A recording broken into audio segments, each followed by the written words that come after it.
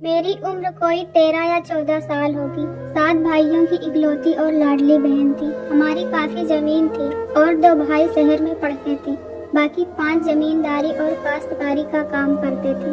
हमारे डेरे के नजदीक कोई आबादी न थी। कुछ दूरी पर एक ट्यूबवेल था। ट्यूबवेल का ऑपरेटर बहुत शरीफ और ईमानदार आदमी था। वह ज्यादातर हमारे घर पर ही रहता और खाना भी हमारे साथ ही खाता।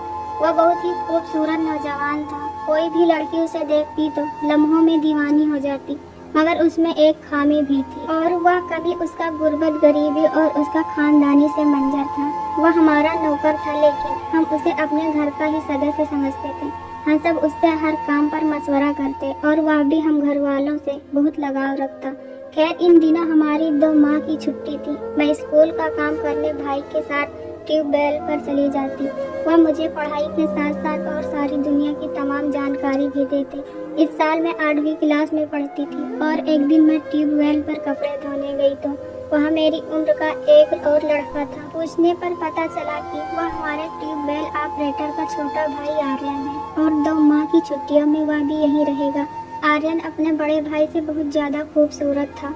हम चंद दिनों में ही मिल गए और हम इकट्ठे पढ़ते पढ़ते और खेलते खेलते हमारी बहुत सारी बेतकल्लुफ़ी हो गई। मैं बहुत खुश थी कि मेरी उम्र का साथी मुझे मिल गया। 2 माह पलक झपकने में गुजर गए थे। वह अगले साल भी आया। जब वह जाने लगा तो मुझे काफी दुख हुआ। मेरा दिल चाहता था कि वह यहीं रुक जाए और यहीं पढ़े, मगर यह सब मेरे दिल में ही रह गया और वह चला गया। यूँ मैं अगले साल का इंतजार करने लगी। वह मुझे बहुत अच्छा लगने लगा था। मुझे अक्सर उसकी याद आती। साल गुजर ही नहीं रहा था। हमारी भी जिंदगी कितनी छोटी होती है। वह भी हम तजुर्बा संभालने और ठोकर खाने में गुजार देते हैं। आर्यन जब चौथी दफा छुट्टियां गुजारने अपने भाई के पास आया तो काफी होशियार, खूबसूरत और चालाक हो चुका था। फिर मैं भी देखने समझने की उम्र में पहुंच गई थी। आर्यन भी बदल चुका था। बातचीत करने पर उठने बैठने का अंदाजा काफी अलग था। पहले वाली मासूमियत नहीं थी, मगर मैं पहले जैसी ही थी। मम्मी मेरी बेकाबी और आज़ादी पर नुक्ताचीनी करने लगी। मैं हैरान थी कि ऐसी कौन सी नई बात हो रही है जो मम्मी हर वक्त एतराज करने लगती है। काश मैं उस वक्त संभल जाती या फिर ठोकर लगाने वाले, इशारे देने वाले ठीक तरह से ठोकर लगा देती तो मेरे कान खुल जाते। या फिर अपनों पर बहुत ज्यादा भरोसा था, वरना वो फिर मेरी हिफाजत जरूर करते। मुझ पर भी कोई पाबंदी नहीं थी। उनकी लापरवाही थी कि आर्यन मुझे घूर घूर कर ललचाई हुई नजरों से देखता और मैं नादान सब कुछ देखती, कुछ ना समझ पाती। और फिर मेरी उम्र 17 बरस थी। मुझे यह सब यकीनन समझ लेना चाहिए था, मगर हकीकत यह है कि मैं बड़ी नादान थी। मुझे जैसे ही मौका मिलता या फिर तन्हाई मिलती तो मैं दौड़ी हुई आर्यन के पास चली जाती। वह कहता, अब ज्यादा इधर उधर मत फिरा करो और घर पर रहा करो, तुम कोई छोटी बच्ची तो नहीं हो। मगर मुझे किसी की बात समझ ही ना आती। एक मुझे आर्यन ने बताया कि वह अगले साल यहाँ नहीं आएगा। मैं तो उसकी बात सुनकर परेशान हो गई। क्यों नहीं आओगे? कहने लगा, इसलिए कि मैं फर्स्ट ईयर में चला जाऊंगा और किसी दूर कॉलेज में एडमिशन लेना पड़ेगा। मैं उसकी आवाज में सिमटा दर्द समझ गई। मुझे लगा वह वाकई परेशान है। तो आर्यन, तुम यहाँ बड़े भाई के ही पास रहने लगो ना, इकट्ठे कॉलेज जाएंगे और मिलते भी रहेंगे। कहने लगा, भाई नहीं मानेंगे और फिर उनकी नौकरी का क्या भरोसा, कब तबादला हो जाए।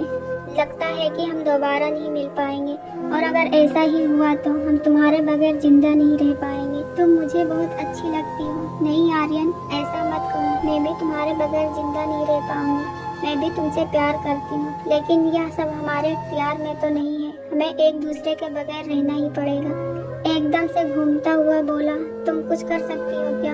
यह कहते हुए उसने सवालिया निगाहें मेरी नजरे पर डाली। हाँ, क्यों नहीं, मैं तुम्हारे लिए इस नजर में छलांग लगा सकती हूँ। आर्यन, अगर तुम बोलो तो मैं अभी लगा दूँ। वह बोला, नहीं पगली, छलांग नहीं लगाना।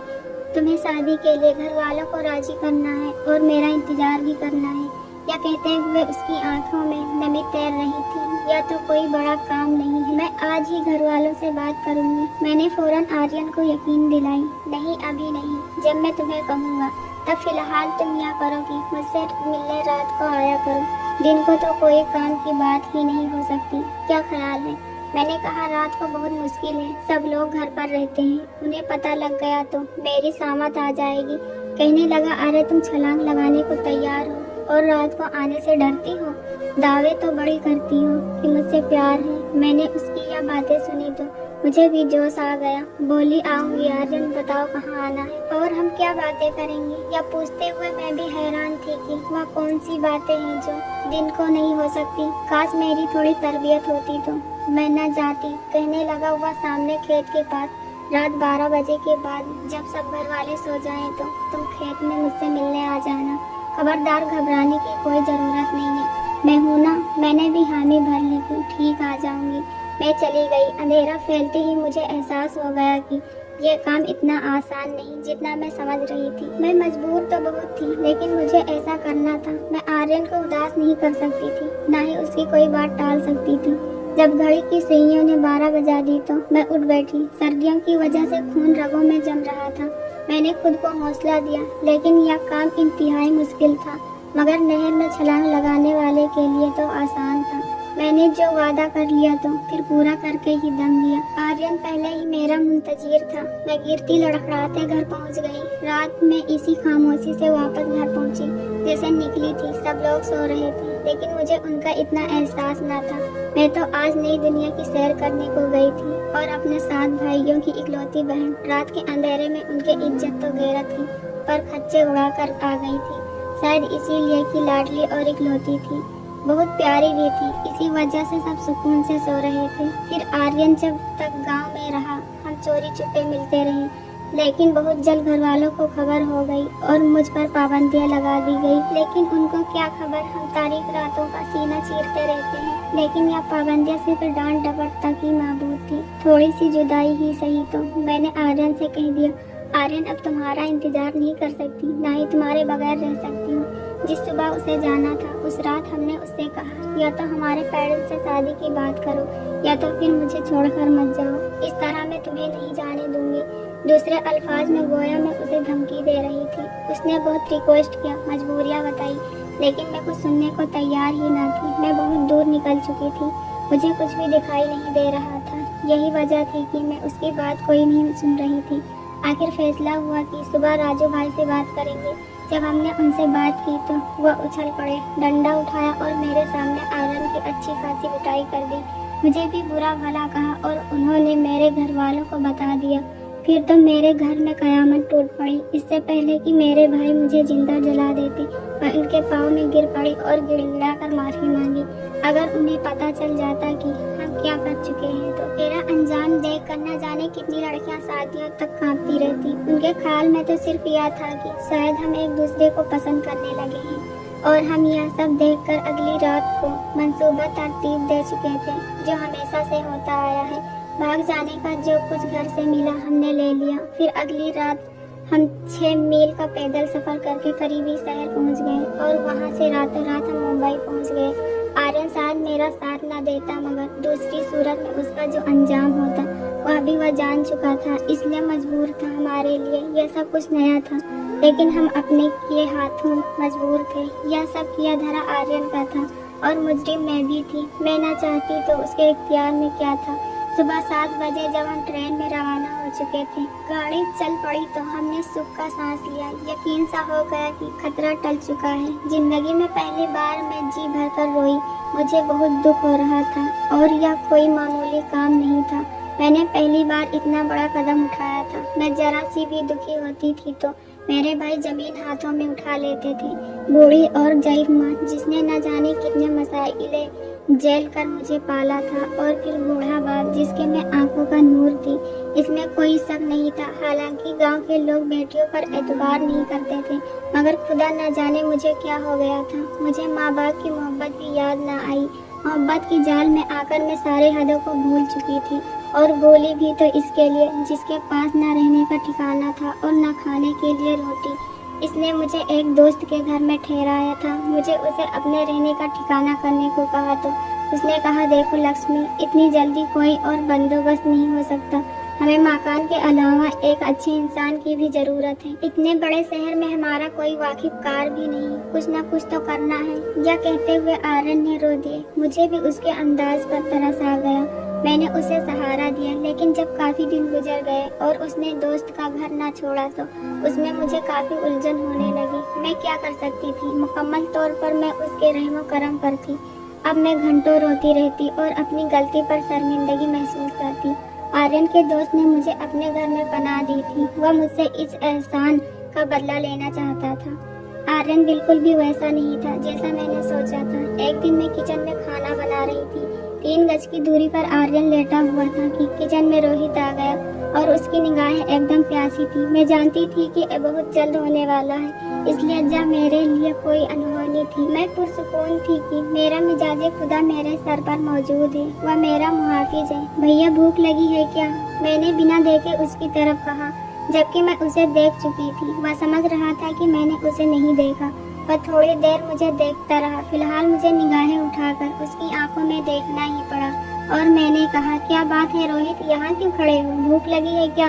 जब उसने इंतहा बेशर्मी से कहा, मुझे तुम्हारी भूख है। मैं आपकी बहन हूँ रोहित भाई और आपके दोस्त की इज्जत हूँ। मैंने सूरत हाल मिटाने की कोशिश की, वह समझ जाए। मैं सोच चुकी थी कि यह सब फिजूल है, फिर भी मैंने कह दिया। रोहित अपनी मूंछों को ताव देते हुए बोला, कैसी बहन और कैसा भाई? ना तुम मेरी बहन हो और ना मैं तुम्हारा भाई। खुदा ना करे कि मेरी बहन ऐसी हो। उसने अजीब से लहजे में ऐसा कहा तो मुझे खुद को घटिया होने पर गुमान हुआ कि वाकई घर से निकली लड़की की इज्जत नहीं। फिर वह मेरे करीब आना चाह रहा था कि मैं किचन से निकलकर भाग गई और आर्यन को आवाजें देने लग गई। देखो आर्यन, यह क्या कर रहे हैं? तुम्हारा दोस्त इसे जरा से भी परवाह नहीं की। मैं तुम्हारी बीबी हूँ। मेरे तवक्कों के बल्ला आर्यन के चेहरे पर इत्मीनान था। हाँ तो क्या हुआ, बीबी तो मेरी हो, मगर यह भी मेरा दोस्त है। उसने इतना कहा था कि मैंने लकड़ी का एक डंडा लिया और उसके दोस्त का सर लहूलुहान कर दिया। मैंने आर्यन को भी खूब बुरा भला कहा और फूट फूट कर रोने लगी। मुझे हौसला देने वाला भी कोई नहीं, क्योंकि वही मेरा मुहाफिज था जो अब मेरा लुटेरा बन चुका था। थोड़ी देर के बाद मुझे लगा कि मैं बेहोश हो गई हूँ। जब मेरी आंख खुली तो घर में कोई नहीं था। मेरे सर पर हजारों आंधियां और तूफान बर्पा हो चुके थे। मैं नहीं जानती थी कि अब मैं कहाँ जाऊंगी। आखिर मैंने फैसला किया कि मुझे मरना है, मगर मौत भी सस्ती नहीं, कुछ कीमत लगवानी पड़ती है। अगली सुबह हॉस्पिटल से आर्यन घर आया और आते ही कहने लगा, लक्ष्मी तुमने अच्छा नहीं किया। वह हमारा वाकिफकार था, अगर तुम उसकी बात मान लेती तो क्या बिगड़ जाता। आर्यन की इस बात पर मैं हैरान रह गई। आर्यन इतना बगैरत होगा यह मैंने कभी सोचा नहीं था। उसने तो जो कहा उसे सुनकर ही मुझे नफरत होने लगी। मेरा सर चकराने लगा और मैं चारपाई पर बेहोश हो गई।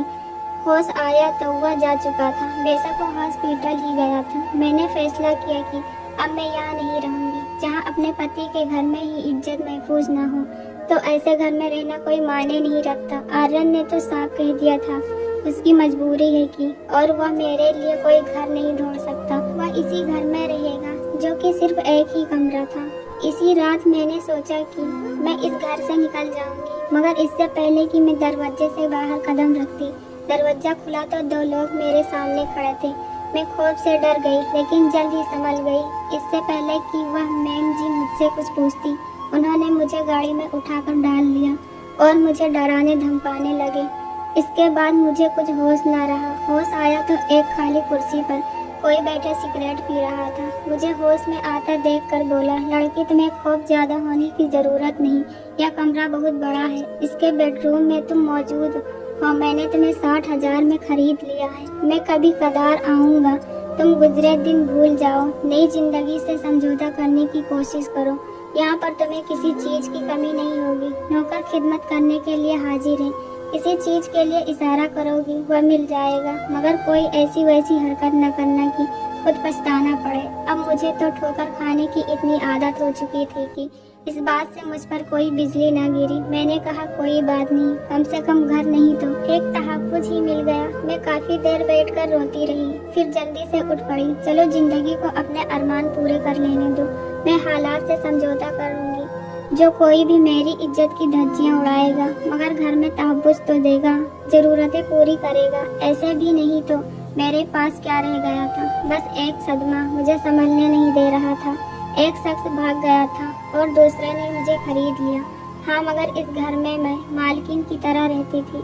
मेरा हर चीज पर कंट्रोल था। हर वक्त नौकर मेरे हुक्म के मुंतजिर रहते थे। जिंदगी यूं ही मामूल के मुताबिक गुजर रही थी। दुख बांटने वाला कोई नहीं था, बाकी सब कुछ था। शाम को ड्राइवर मुझे घुमाने के लिए जाता। जिंदगी अजीब सी मोड़ पर आ गई थी, मगर मुझे सुकून नहीं मिल रहा था। आम हालात में मेरी जिंदगी काबिले रश्क थी। जिंदगी एक दायरे में घूमती रही, मेरे अंदर आग जलती रही। मैंने भी नोट देकर अपने ड्राइवर को काबू कर लिया। उससे मैंने जासूसी करवाई और जल्दी ही मुझे पता चल गया कि रोहित भी सेठ साहब का नौकर है। मगर ऐसा है तो सेठ साहब ने 60,000 उसे क्यों दिए? वह ऐसे ही उससे छीन सकते थे। मुझे यह बात समझ नहीं आ रही थी। अब मैंने ड्राइवरिंग भी सीख ली और गाड़ी खुद चलाने लग गई। मुझे कहीं जाना होता तो ड्राइवर को न ले जाती। मैं दिन रात रोहित की तलाश में थी, जबकि वह कोई खास नौकर नहीं था, वरना उस मामूली सी झोपड़ी में नहीं रहता। जबकि वह सारे नौकर अच्छे खासे पैसे वाले थे, दौलत की भरमार थी। इस जिंदगी को ठुकराना इतना आसान था, मगर मैं अपनी बर्बादी कैसे भूल जाती। मुझे अपने घर का हिसाब लेना था। फिर जब सेठ साहब विदेश चले गए तो मुझे मौका मिल गया। आर्यन का एड्रेस तो वैसे भी मेरे पास था। राजू भाई जब खत लिखते तो मैं पढ़ती रहती थी। उनके घर का पता मुझे याद हो गया, जितना अपने घर का याद ना था। आर्यन के घर का उससे ज्यादा याद था। मैं जब आर्यन के घर पहुंची तो वहाँ मक्का मंजर ही बदला था। उसके शादी के ढोल ताशे बज रहे थे। शाम का अंधेरा फैल चुका था। एक औरत से मालूम हुआ कि आज आर्यन की शादी है। मुझे डर था आर्यन कहीं देख न ले। मैंने अपना हुलिया काफी बदल रखा था। मैं एक घर के अंदर घुसी। मुझे काफी देर छुपना पड़ा। इत्तेफाक से मैं जहाँ छिपी थी उससे पास में ही दुल्हन का कमरा था। फिर वह वक्त याद आया। आर्यन सामने से आते दिखाई दिए और साथ वाले कमरे में दाखिल हो गए। मुझे आज कोई डर नहीं लग रहा था। मैंने आवाज सुनना चाहा तो यह आवाज आर्यन की थी। मैं उसे कैसे भूल सकती थी? वह किसी से बात कर रहा था। प्रिया, कल तक तुम मेरी भाभी थी, किस्मत की आज तुम मेरी बीवी हो। जहाँ मैंने यह जहर निकला है तो तुम्हें बीवी बना लूंगा। मैं तुमसे कुछ नहीं छुपाना चाहता, मैं तुम्हें साफ बता देना चाहता हूँ, मगर तुम इसे राज ही रखना। प्रिया, तुम्हारा सुहाग लूटने वाला मैं ही हूँ। जहाँ राजू भाई नौकरी करते थे वहाँ से एक लड़की मैंने अगवा की थी। वह लड़की मेरी कुल कायनात है। मैं उसे एक लुटेरे के पास छोड़कर आ गया। बाहर हाल वह मेरी जिंदगी में उसके बगैर जी नहीं सकता। उस लड़की को जहाँ मैं छोड़ आया हूँ वह बहुत मक्कार, दगाबाज और फरेबी निकला। मुझे बहुत भरोसा और फक्र था, मगर उसने कमीनीपना की है और मुझे ब्लैकमेल करता है। पुलिस को बताने की धमकियां देता है। उसने मेरी बीवी की इज्जत को लूटना चाहा, जिस पर मैं बहुत मजबूर हो गया था। मुझे सिवाय उसकी बात मानने को कोई चारा न था। मैं लक्ष्मी को किसी भी कीमत पर खोना नहीं चाहता था। जिस हालत में भी मुझे मिलेगी मुझे कबूल है। मैं सुबह उसे लेने जा रहा हूँ। लक्ष्मी के भाइयों ने राजू भाई को मार दिया है, इसलिए क्योंकि उन्होंने मेरा पता नहीं दिया था। मैंने पता कर लिया है। लक्ष्मी के 2 भाई कत्ल के जुर्म में हवालात में बंद हैं। उसके माँ बाप मर चुके हैं। अब लक्ष्मी का मेरे सिवा कोई और नहीं। मुझे उम्मीद है कि तुम मुझे माफ कर दोगी। आर्यन की यह बातें सुनकर मुझ में अब और कुछ न सुनने की ताकत न रही। मैंने एक चीख मारी और वहीं बेहोश हो गई। मेरी आंख खुली तो मैं अस्पताल में थी। मैं तो तुम्हें कत्ल करने के इरादे से आई थी, लेकिन अब तुम्हें तुम्हारे भाई और उनकी बीवी की वजह से जिंदा छोड़ रही हूँ। नहीं लक्ष्मी, तुम मुझे छोड़कर नहीं जा सकती। आर्यन के लहजे में इल्तिजा थी। तुमने यह ठीक कहा कि तुम्हारे प्यार में बहुत बड़ी कीमत भी है, मगर तुमने जो किया वह मुझे गवारा नहीं। अगर तुम मुझसे मोहब्बत करती हो तो हम ऐसी मोहब्बत पर लानत करते हैं जिसमें गैरत और इज्जत ना हो। मैंने उससे कहा और फिर अपने घर वापस लौट गई, जहाँ मेरे भाई मेरे मुंतजिर तो न थे, लेकिन मैं उन्हें मनाने जा रही थी, क्योंकि भाई बहनों का मान होते। दोस्तों, अगर आपको हमारी वीडियो पसंद आए तो लाइक, कमेंट और चैनल को सब्सक्राइब करो। ऐसी वीडियो हम आपके लिए लाते रहेंगे। धन्यवाद।